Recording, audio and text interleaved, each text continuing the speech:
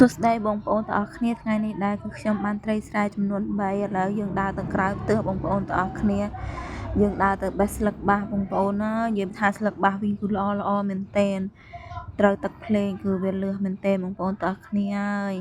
ហើយនេះគឺស្លឹកបាសរបស់យើងគឺខ្ញុំថ្ងៃនេះដែរគឺខ្ញុំស្លកកោបងប្អូនទាំងអស់គ្នាបើសិនជាបានសាច់ជ្រូកចិញ្ច្រាំដាក់ស្ងោរវិញគឺឆ្ងាញ់មែនតែនបងប្អូនស្លឹកបាសធម្មជាតិនេះគឺយើងបេះហើយនេះបងប្អូនមើលទិដ្ឋភាពស្លឹកបាសដុះនិយាយថាដុះមែនតែនតែម្ដងបើយើងកាន់តែបោចចោលវាកាន់តែដុះបងប្អូនតាគ្នាហើយនេះនៅតាមជ័យលបងខ្វះទេបន្លែធម្មជាតិបងប្អូនហើយនេះក៏ខ្ញុំបេះបានមកកញ្ច្រែងហើយបងប្អូនតាគ្នានេះបន្ទាប់មកទៀតគឺបានទៅបេះស្លឹកឆៃយ៉ាបងប្អូនតាគ្នាដោយសារវានៅខ្ពស់ពេកក៏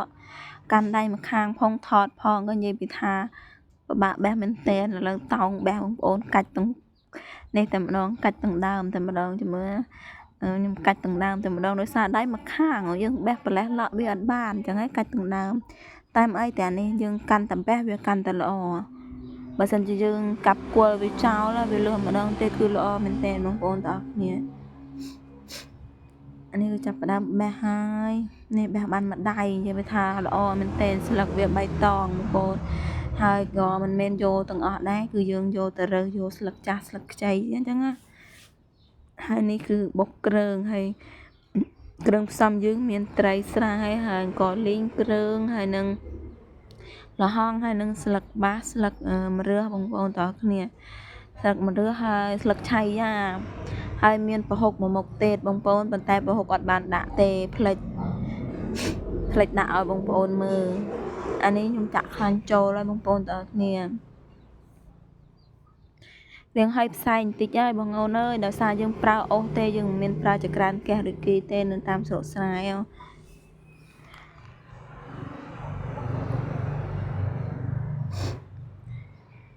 នេះយើងចាប់ផ្ដើមកូរគ្រឿងហើយបងប្អូនទាំងអស់គ្នា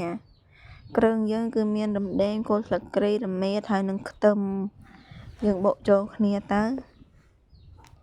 យកវាមកកូរហើយនេះគឺយើងចាក់ប៊ីចេងចូលបងប្អូនទាំងអស់គ្នាអំបិលគឺយើងដាក់ហើយដោយសារយើងបុកគ្រឿងទៅយើងដាក់អំបិលចូលជាមួយគ្រឿងឲ្យដើម្បីឲ្យគ្រឿងវាឆាប់ម៉ត់ណាយើងដាក់ប៊ីចេងកូរទៅមកបងប្អូនឈ្ងុយផងក្តៅផងកូរផងនឹងថតផងនឹងហើយនេះគឺជាប្រហុកបងប្អូនយើងដាក់ប្រហុកចូលយើងកូរប្រហុកមួយគ្រឿងនឹងឲ្យឡើងឈ្ងុយឡើងក្រហមបន្តិចទៅអូទៅមកទៅភ្លើងវិញនិយាយថាឆេះដល់ក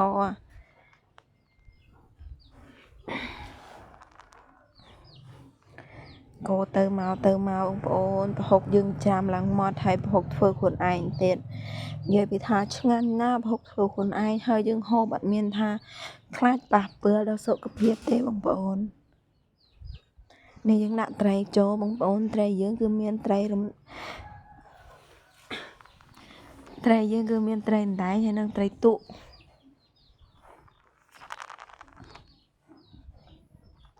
ត្រីចំនួន3ក្បាលត្រីវាមិនសូវធំមិនសូវថត់អីទេបងប្អូនហើយខែណាដឹងមិនដែរទៅរកបានតែត្រីទូចមកដោយសារវាទឹកវាទិនឡើងបងប្អូនត្រីវាអត់សូវថត់ប៉ុន្តែហូបឆ្ងាញ់ដូចគ្នាព្រោះវាជាត្រីស្រែមិនមែនត្រីចិញ្ចឹមទេឥឡូវយើងចាក់ទឹកចូល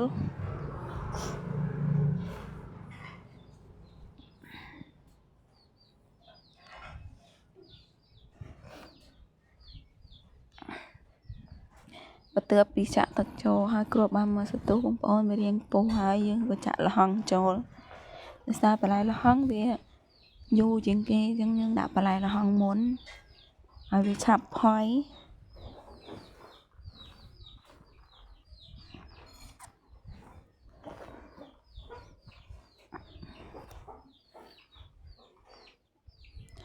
នេះយើងចាប់ផ្ដើមដាក់ល្ហុងហើយបងប្អូនទាំងអស់គ្នាយើងគ្របទុកវាមួយសន្ទុះសិនតែមកតែគឺវាចាប់ផ្ដើមពុះខ្លាំងមែនតើបងប្អូននេះសម្លកកូរយើងគឺចាប់ផ្ដើមពុះហើយយើងក៏ដាក់អង្ករលីងចូលបងប្អូនអង្ករលីងគឺយើងដាក់បន្ទាប់ពីល្ហុងដោយសារយើងឆាប់ដាក់ឲ្យ អង្គលីងវាឆ្អិនបងប្អូនពេលយើងហូបហើយគឺវាអត់ហើមពោះទេ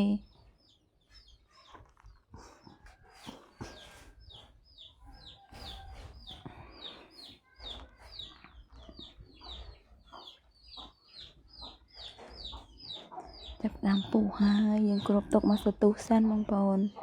ឥឡូវយើងបើកមើលម្សៅទៀតហើយយើងដាក់បន្លែខៀវចូលបងប្អូនហើយនេះគឺជាបន្លែខៀវដែលយើងរកបាននៅតាមលបងផ្ទះជាលបងយើងហ្នឹងមានស្លឹកងប់ស្លឹកម្រះស្លឹកបាសស្លឹកឆៃយ៉ា